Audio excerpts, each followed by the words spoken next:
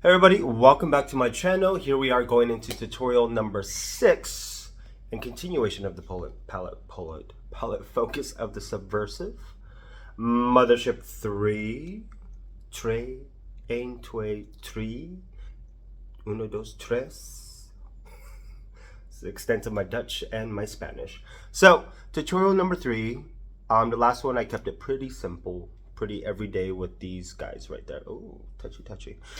Yes, you can tell that the sun is finally coming out. And you can actually almost see some color in me. Almost. But I have an idea that I want to do. I think I really want to focus on the Gigabyte. Or maybe the Night Creature. You know what? I'm going to do the Gigabyte and maybe the next one, Night Creature. I'm going to prep my eyes and we will get into this tutorial. I have an idea. I have a vision. We are going to see if I can execute it with my hooded eyelids. I mean, there's really not that much really shows, but as usual, that's why when I take my photos, I'm always at an angle so you can actually see the eyelid, because when I look straight ahead, everything gets covered. So, false advertisement at its best. Let me go and get my eyes ready and we'll get into this tutorial. Alrighty then, I am pretty sure they look like relation. Are they? This is always the hard part. You know what? We're gonna get into it. So I am gonna go in with the Gigabyte first. This kind of a brush. Do I want to use my finger? No, we'll go with the brush first. See how this goes, and really focus that on the inner corner. Oh God, I messed up because I actually wanted to do this first. You know what? We're already here. We are already here. We're going to commit.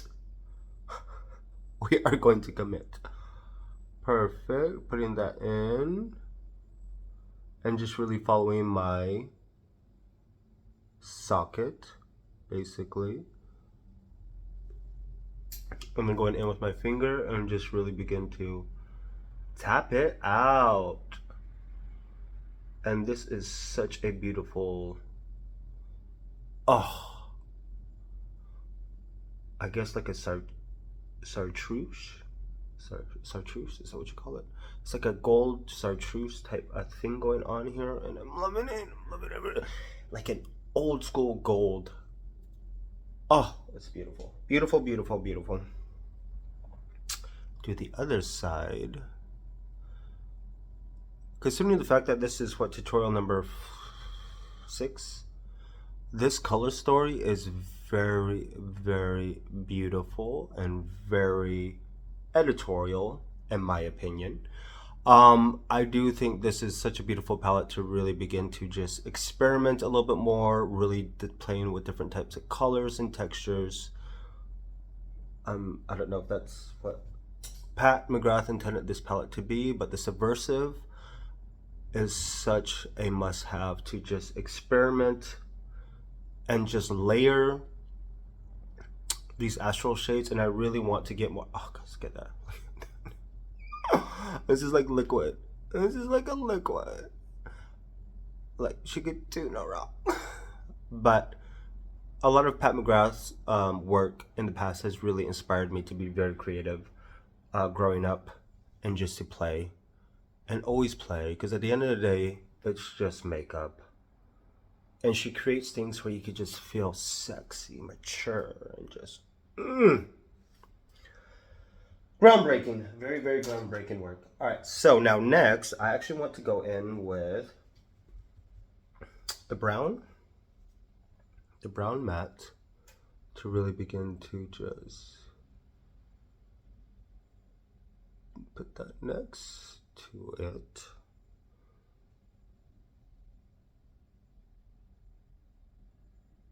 And kind of use that as there.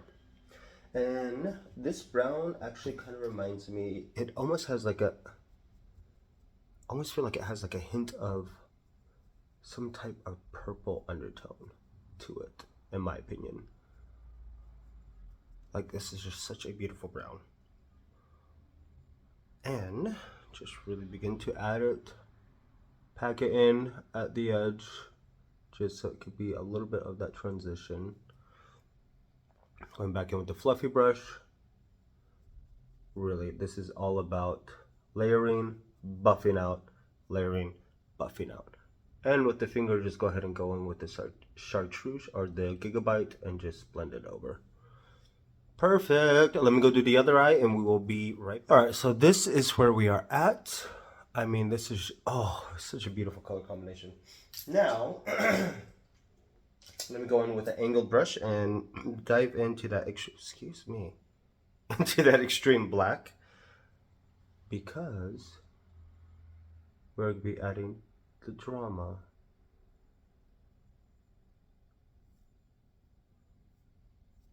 Oh, this extreme black is actually so beautiful and buildable.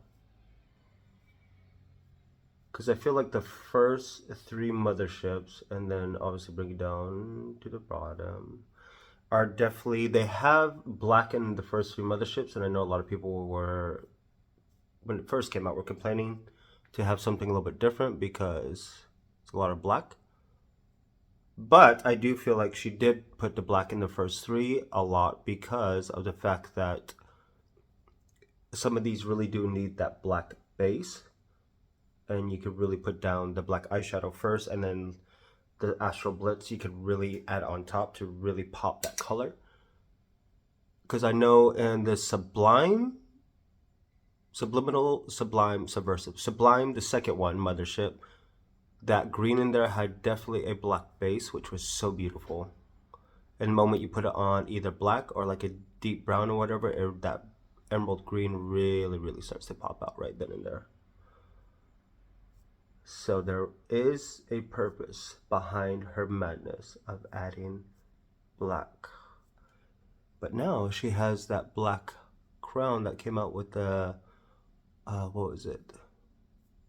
Was it the first or the second collaboration with the Regency Ball of, the Regency, Jesus, what is that show called? Whatever. The one about that really hot mix guy in there who was, what is that show called? I don't know. But I know the blue palette was Diamond of the Water. Diamond of the First Water or something like that. But anyways, yeah. That guy's really hot though, I'm not gonna lie, in the first season. Oof. Alright, so we got that down. A little sidetrack there. Going back in with the fluffy brush and just really blending that out. Buffing. Okay, now that's really gonna bug me. What the hell was that show called?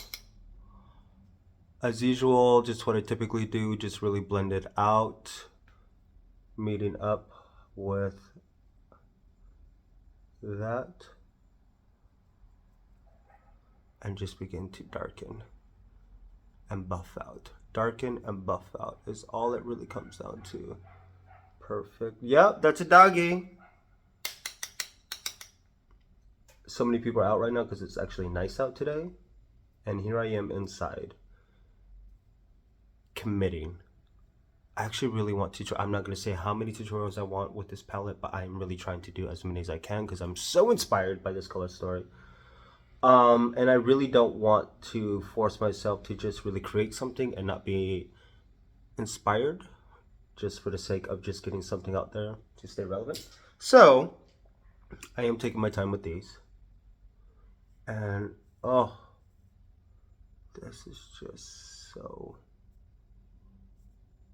editorial on so many levels. Oh. All right, I think we are done here. And being a professional makeup artist, you can never have too many black. You always need a black. Black, always need black, a deep brown, a deep purple, a deep blue, like you always need this. So, I think, was it the Bronze Seduction? Oh, look at how my brown poop eyes just pop. Had that deep plum or that deep purple. Oh, beautiful, beautiful. Perfect, here we go. And I think from here, we are good, we are golden. Now I'm going to go in with this one. I don't even know what it's called. And just begin to use that as the brow bone highlight. And tap it into the Gigabyte so it has a nice little flow. Oh, so beautiful.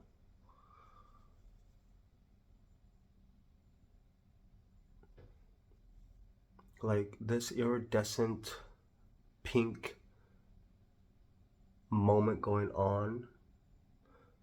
And the beauty about her glitters is that when you layer them together, you still see the distinction between the two, but yet they just complement each other so well.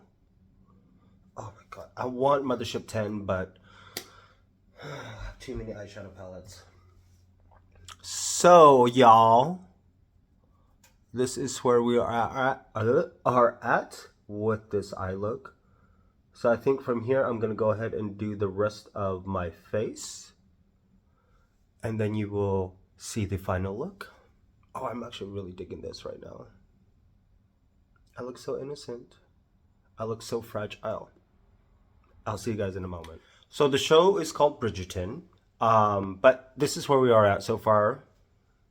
Oh, I think it was the second collection is when they released that black, kind of like coal liner to kind of do as a base. But I also forgot that this one had this, which is called Forever Charmed. And I actually want to see how it compares to the Gigabyte. So this is Forever Charmed. Beautiful as usual. And now the Gigabyte. I mean, I feel like this Forever Charm maybe doesn't have the... Okay, those are definitely a close call. Forever Charmed and Gigabyte. Forever Charmed and Gigabyte. And I think the biggest difference, like you could tell, Gigabyte has more of that black base, where Forever Charmed has, like, it's just so subtle. They basically are the same. I bought this one just for that. No, I lie. I bought this because this was 50% off at Douglas for 5 euro is how much this was going for. So you best believe I could not pass that up. And I was actually there with my husband. He even said, you know, for Pat McGrath, for being 35 euros, why not? He helped me with my addiction. Makeup. I'm joking. It's not an addiction. It's a hobby. But let me go ahead and do the rest of my face, because this is where we are at. And I'm so excited to see how this looks like when I'm like done with the whole look. So I'll see you guys in a moment. Here we are back with the final look. I mean, isn't it just so orgasmic? Oh, I'm really loving this palette. I'm loving this more and more, falling in love with it more and more. So for cheeks, I actually use this as the highlighter, Nymphette as the blush, and Eilantine as a bronzer from Fenty. I went ahead and just smoked out a little bit with the Xtreme Black, and I actually used this again, just right in here, just to really add that pop of color. Supermodel, and with this on top of the lipstick. Do I need Pale Fire Nectar on this one? Yes, I do. Just a little bit.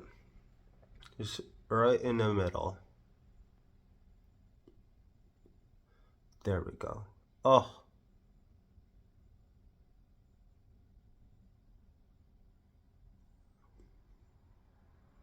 Get it nice and juicy. Just in the middle. That's it. That is it. Setting spray, still Anastasia Beverly Hills with Charlotte Tilbury Airbrush Flawless. Gosh, what is this called? Airbrush Flawless Setting Spray. Party all night, stay all day. Yeah, I got that right. Advertisement. LM11 still for concealer and foundation. Under the eye, I have the light powder from Pat McGrath. But yeah, tutorial number 6, I think. Oh, this duochrome. Is this giving me Nude Venus 2 vibes as far as blush and that eyeshadow as a highlighter. Because I really do want the Nude Venus 2, but I know I don't need it. Because, I mean, look at how much I still have of this. Like, there's still the embossment. But I am really loving this palette more and more.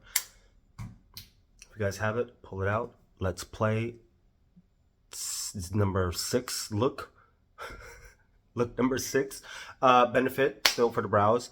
The biggest thing I really do appreciate, I think Fenty also does it, so does Pat McGrath, is that they had the foundation coinciding with the concealer. So if you are LM11, you could actually get LM11 in the concealer and just do the concealer there and then just add the foundation just right around it, so you still have that seamless blend. I also have, with LM13, I used concealer LM10, and those two actually really complemented each other very well, which was beautiful. I know with Fenty, I think I was like 220, and I had 220 in the foundation and then 220 in the concealer, but it was like really peach foundation wise, so I would use that concealer as a color corrector for my dark circles. But LM11, I'm pretty sure when and if the sun will stay out and summer comes here in the Netherlands, I most likely will be in LM18, which I probably will get that foundation, and also maybe possibly LM14, which I know is my exact color, especially right now, but it is still out. Pat, girl, mama, get with it. Restock LM14, please. I even have it at Douglas email. So, but as I was saying before, like if I look straight on forward, you really don't see all the other things that I really did. The struggle of having a hooded eye. But if I do it at this angle, you guys really get to see everything that I've done, all the coloring and everything. It's just so beautiful. But as usual, if you guys want to see the final look, the final edit of this look, go to my Instagram page. And I will see you guys in the next video. I definitely still have a few ideas, visions, as you may, with this palette. So we are going to be continuing this palette for maybe the whole month, maybe. But not every day, obviously, but maybe either 2 to 3 videos throughout the rest of this month. We'll see. We'll see. But it's just beautiful.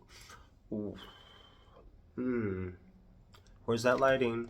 Where is that lighting? Where is that lighting? Jesus. All right. I'll see you guys next video.